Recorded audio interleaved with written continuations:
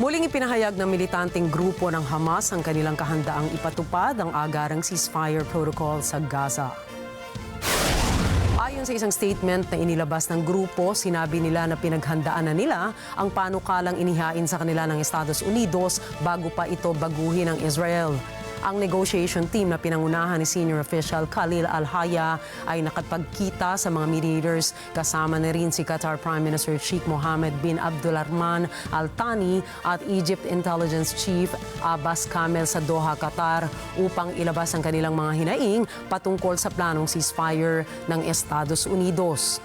Bigo pa rin ang mga namamagitang bansa na maipasa ang naturang ceasefire deal dahil sa pananaw ng bawat kampo tungkol sa magiging sitwasyon sa Philadelphia Corridor na tinitignang pangunahing lagusan ng Gaza, papasok o palabas ng kanilang rehiyon kasama ang Egypt.